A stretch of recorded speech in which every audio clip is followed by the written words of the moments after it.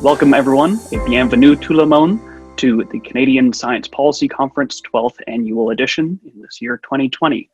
I'm joined today for the annual interview series by Dr. Lakshmi Krishnan, the Vice President of Life Sciences for the National Research Council of Canada, and Dr. Jean-François Houle, the Vice President of the Pandemic Response Challenge Program for the National Research Council of Canada. Thank you very much, both of you, for joining me today. Thank you. Thank you for having us. So, it goes without saying that 2020 has been a pretty unprecedented year for the entire scientific community, especially with drastic impacts in the life sciences and biomanufacturing industries. How has the National Research Council of Canada responded to the new challenges this year, and what can we expect in this coming year? So if I might start, NRC is 104 years old, and time and again we have responded to the need of the nation. So our history exemplifies the numerous times that NRC has engaged in mission-oriented research, for example, to produce vaccines or to provide sensors, to help during the war and so on. So when COVID-19 struck in 2020, it was no different. Right at the beginning, as early as February, we started bringing our scientists together and experts together and started addressing how we could actually provide solutions. So in fact, I participated right in February in the blueprint meeting that the WHO called before the pandemic was officially announced. And right after, we had working groups looking at various areas where NRC could immediately mobilize our resources and scientists and provide timely solutions. And we really broke down our effort into short-term goals, what we can do immediately to support the crisis and to support the needs in Canada for testing, for evaluating the efficacy of masks, for producing vaccines, and then also for the medium and longer term strategy of what we may need to do through innovation. So we've been very active, and I think we have many examples that we can present through our conversation today. And so really in response, as Lakshmi said, we mobilized very quickly. The other thing that we did is that we initiated the Pandemic Response Challenge Program. And the idea behind the pandemic was really to extend this mobilization to other bright minds and experts across government organizations, across academic centers, and also in small, medium-sized businesses and larger businesses as well. So mobilizing those brains, those skills, that expertise. And what we focused on are 4 areas of work, which included diagnostics and testing. So as Lakshmi mentioned, we aim to look at areas that are probably longer term than the short-term solutions in diagnostics and testing. So for instance, we're working right now on developing a chewable diagnostics in collaboration with the groups from the University of Toronto and a small, medium-sized enterprise. We also looked at vaccines and therapeutics, and much of the work has been done with our colleagues within Human Health Therapeutics and a number of small companies as well. We can talk to that later in greater detail. And we also looked at digital health and pandemic analytics. So as you know, as we're monitoring and surveilling the impact of this pandemic, analytics becomes a very important key to monitoring our ability to control the pandemic and also to exercise a number of efforts and techniques and technologies and solutions that can help mitigate its effects on the economy, et cetera. We are also on the digital health side, we're really concerned about the mental health aspects. The pandemic has exacerbated some of those issues, so we are looking at improving virtual care, providing new standards and regulations around developing mental health care applications. And so we're working in concert with a number of really bright minds across Canada and the world on those particular aspects. And finally, in the pandemic response, as Lakshmi said, we needed to mobilize very quickly. So we also worked in what we call our Pillar 4 for more tangible, or what I would call maybe tactical solutions for instance, ensuring the supply of a Canadian-made supply of a number of very important reagents for diagnostics and testing, for PPE, as Lakshmi mentioned. So we're talking about masks. We're even talking about, the anticipated needs for more swabs. We work with small companies to help develop 3D printed swabs. So it's just to give you an idea of the breadth of efforts that we've done. And also we also work very closely. We got over 900 requests for help from a variety of different sources with the research centers. So it's beyond the traditional research centers that you would think about for the NRC, like medical devices or human health therapeutics. It's also from colleagues from metrology, from construction, from materials specialists, from our automotive and surface transportation. We're able to bring all of this to bear on the problems at hand. And I think, as JF said, that is really the strength of the NRC. We are able to mobilize very quickly multidisciplinary teams to bring our innovation forward. And so this happens, effectively, organically, and we can be at the cutting edge. So this is essentially what we have done for responding to the COVID-19 crisis. Well, certainly a multi-pronged approach then, with a lot of very short-term initiatives and some longer-term ones from kind of all industries across the board. So that's really great to hear. So the NRC has obviously made these significant commitments to being a leader in light of the COVID-19 pandemic. And one of these big ones is a new biomanufacturing vaccine facility being built in Montreal. How do you think this will position Canada in terms of scientific prominence on the global stage in that sense? Yeah, absolutely. So early on in this crisis, it became very evident that it's important for Canada to have capacity to be able to produce vaccines and biologics, not only for the current pandemic, but also for future pandemics or future needs that might arise. And this was a very prominent gap in Canada in terms of us not having that capacity nationally to be able to immediately pivot to be able to produce large doses of vaccines that might be required. And so funding was provided to the NRC to mobilize this aspect as well. And we had a very strong foundation in biomanufacturing. So actually our Human Health Therapeutics Research Center at Montreal has had years of expertise in actually being able to scale up biologic products. And often our model used to be that we would do the process, develop the process, and then we would tech transfer them to commercial sites in order to enable the large-scale manufacturing.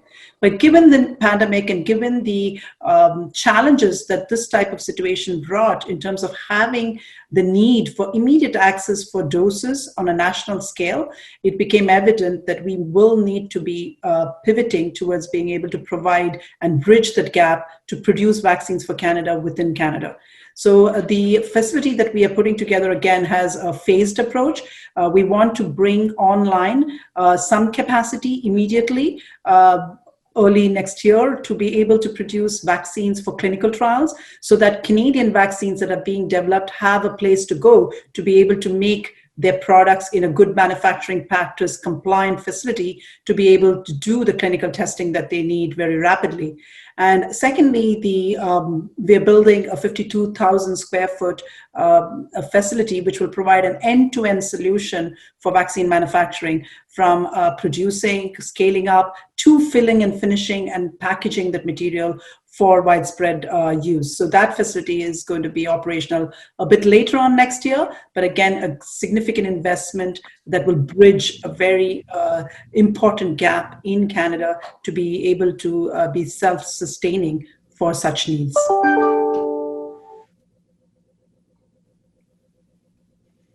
Great. And so with that in mind, you had mentioned earlier, JF, about the SMEs, and certainly one of the NRC's biggest strengths is in supporting these small, medium enterprises in their research development, and that's mostly through the IRAP program. So with so much attention to areas such as vaccine development, ventilator or PPE production by kind of established as well as startup companies, what has been the role of IRAP in the past year? It's been a very exciting time, right? And we've had to respond to some new mandates. And I should mention one of the newer mandates that we were granted by the government of Canada. We were given $250 million. It was injected to the NRC IRAP program in order to support research and development intensive companies, right? So this innovation assistance program actually was put into play, and rapidly the funds were provided to these companies, and it's now supporting 24,000 jobs in these research intensive companies. So that was a very important mandate, and we took it great to heart, and we were we're very proud of how quickly it was executed and how we were able to provide support to these very small companies that are experiencing pretty serious strains right now in the course of this pandemic. As you mentioned, the Industrial Research Assistance Program is always well known for providing advisory services as well as research funding, but we had to bring it up a notch. We had to accelerate the way we provided advisory services. So we created sector expert teams around a number of different facets. You talked about PPE, you talked about ventilators.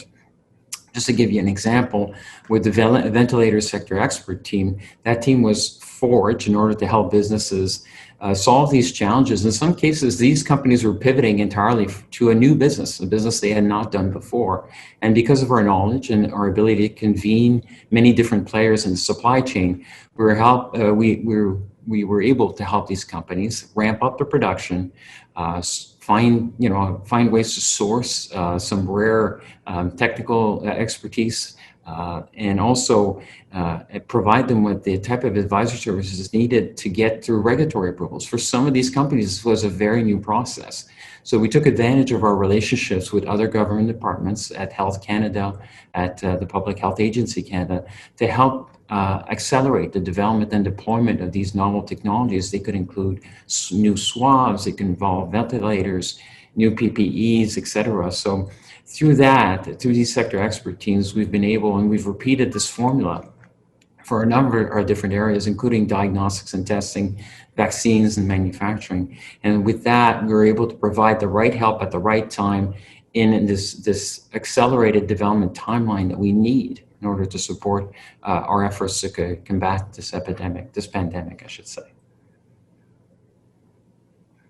So, and I should mention that through the course of that, really, we are still funding companies on top of the advisory services, and we deployed close to $11 million in projects that are related to the pandemic response this year alone. So certainly a lot to be done in supporting small businesses as well as the NRC's own programs and very large scale rollouts as well. Yes, exactly. As well, we're working with companies in the space of vaccines and therapeutics, and a number of Canadian groups that are developing novel solutions and innovative solutions in this front. They need a place to accelerate and de-risk their development.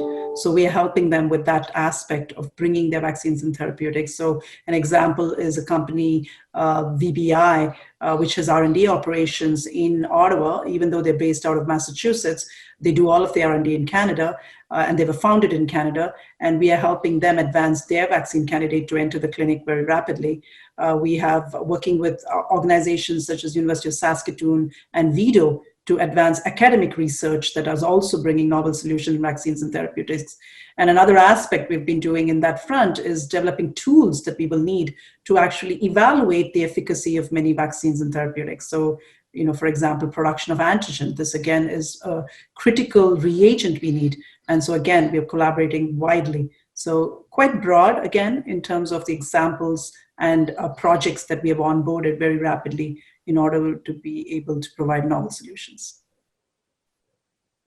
Yeah, certainly with about 8 months now since the pandemic started, this is quite a few different projects that the NRC has been able to rapidly bring up to speed and really get involved with. So it's excellent to hear that it's kind of a nationwide effort. So kind of as the last question then, as you are both going to be part of the Canadian Science Policy Conference this year, well, this will certainly be a new experience for many and an opportunity to reach an even wider audience than ever. So Lakshmi, I know you're going to be a panelist for a Canadian Engineering Biology Roadmap, which will discuss biomanufacturing strategies. And the NRC also has a number of representatives on panels ranging from quantum sensors to lessons learned from the pandemic to clean tech. So as longtime partners of the CSPC, what are you most looking forward to with this new online platform and with this year's conference? So as always, I think CSPS is a unique podium where you bring science, innovation, and policy all in one forum to collaborate and brainstorm and come up with new ideas. So I think with this online forum, there is a great opportunity that you might be able to reach even wider audience than those that would just be able to only travel to Ottawa. So I'm really looking forward to it. In the panel that I'm participating, it's being led by Ontario Genomics, and they are looking at how synthetic biology can change the landscape of innovation in various sectors, whether it be clean energy, better protein production, for improved food sustainability, or for cell and gene therapy.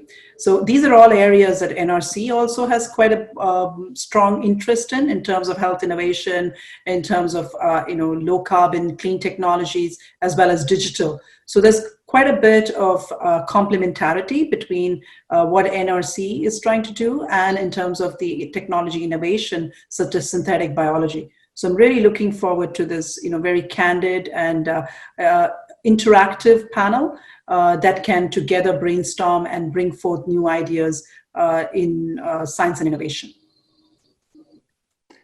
I can't add much to what Lakshmi has said, but I think the excitement comes from the fact that, as much as the pandemic has been hard and is very hard, it has shown that collaboration can lead to some great successes. And when you see this type of marriage between policy and action, development of science and technology, it leads to some great things and some great responses. So I think people are going to take to heart. I'm looking forward to looking into so many of these panels. I really like the fact that it's easily accessible, because we all know that in this day and age, our schedules are a little more complex than they used to be. So having that type of online forum probably provides us with a nice repository of thought-provoking panels. So congratulations on a great event again this year. Great. Well, thank you very much. I'm looking forward to seeing you both during the conference in November. So thank you for joining me today. I think this has been a very interesting discussion. I'm very excited to hear about all of NRC's rapid deployment of many different aspects, from small or SMEs all the way up to large-scale manufacturing. And I really appreciate our talk today. Thank you for joining me. Thank you very much, Peter. Thank you very much for your time. Great. We'll see you in November. See you in November. See you in November.